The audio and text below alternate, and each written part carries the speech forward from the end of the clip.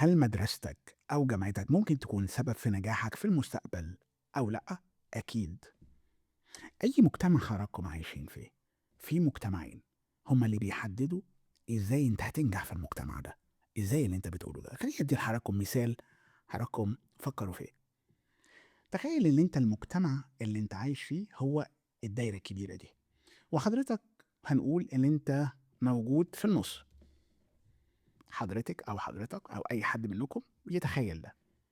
إيه المستويات اللي موجودة من العلاقات اللي حواليك؟ العلاقة الأولى اللي موجودة هي علاقة العائلية، الأهل، الأب والأم، الإخوات. هم مين؟ بيشتغلوا إيه؟ موجودين فين؟ يقدروا يساعدوك إزاي؟ الجزء التاني هو الجزء اللي إحنا بنسميه المعارف والأصدقاء. مين أصدقائك؟ مين معارفك؟ يقدروا يساعدوك إزاي؟ تخيلوا التلات مستويات اللي أنا بتكلم عليهم هو اللي بيحدد نمرة واحد أنت من أي مجتمع. أنا هتكلم عليه بعد شوية. المجتمع الأولاني اللي أنا عايز أكلمكم عليه واللي إحنا نقدر نفهم إزاي ننجح في أي مجتمع هو مجتمع اللي أنا بسميه الألومناي. يعني إيه الألومناي؟ الخريجين يعني قصدك؟ لا، أنا بسميه الشلة. أنت من الشلة بتاعتنا ولا لا؟ يعني إيه الشلة؟ أنت اتربيت معايا في نفس المدرسة، أنت اتربيت معايا في نفس الجامعة. في كل مجتمع من المجتمعات اللي حضراتكم عايشين فيه في مدارس بتخرج الصفوة، حضراتكم عارفينهم وأنا عارفهم من غير ما نذكر أي أسماء. في جامعات بتخرج الصفوة في أي مجتمع، حضراتكم أكيد عارفين ده. تخيلوا إن الحاجات اللي أنا بتكلم عليها دي هم مجموعة من الناس اتربوا مع بعض، اتعلموا مع بعض، لعبوا رياضة مع بعض، سافروا مع بعض، يمكن كمان اتجوزوا من بعض. فلما يخرجوا للحياة أكيد هيساعدوا بعض، أكيد هيعملوا بيزنس مع بعض.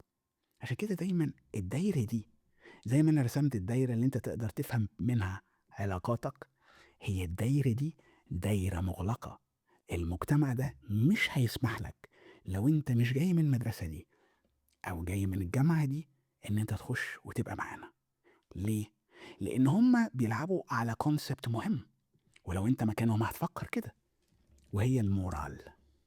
مورال، أخلاقياتك، أنت جاي إزاي، الستاندرز اللي أنت جاي منهم، الحاجات اللي احنا كلنا بنشوفها صح احنا كلنا شايفينها صح. فمفيش اختلافات بينهم. عشان كده دايما بتلاقي رجل أعمال كبير بيروح يشارك رجل أعمال كبير. أكيد حضرتك لو أنت عايز تشارك رجل أعمال كبير ده مش هيحصل. ده المجتمع الأولاني. المجتمع ده صعب إن أنت تكون جزء من النجاح فيه. صعب. ليه؟ لأن أنت ما عندكش العوامل اللي أنا اتكلمت عليها، اللي هي الخلفية، ولا هو التعليم، ولا كمان يمكن الطبقة الاجتماعية اللي أنت جاي منها.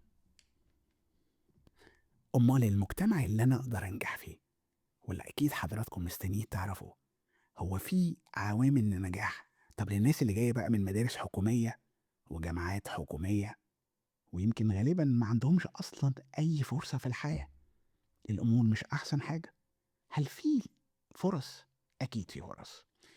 خلينا نقول إن أول حاجة وأهم حاجة إن أنت تعرف نفسك. ادينا كلام عملي شوية. اعرف أنت موهوب في إيه. موهوب، عندك موهبة في إيه؟ والموهبة يعني في الرياضة، في الفن، بترسم، موسيقى، دي المواهب. بتكتب، بتدرس، كل القصص دي تالنت.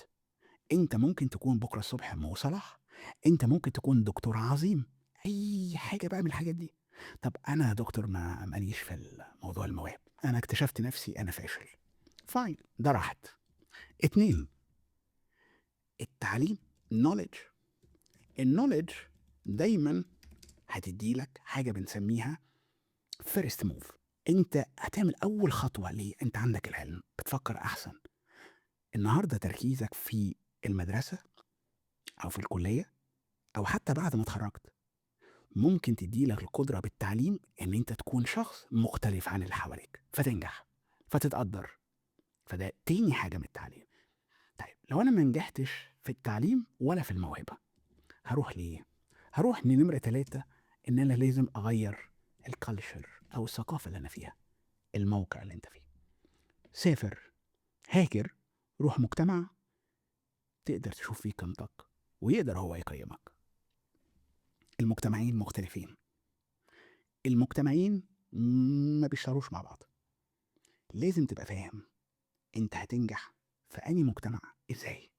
لو عرفت النجاح وعرفت ازاي تنجح هتكون الشخص اللي انت عايزه في المستقبل.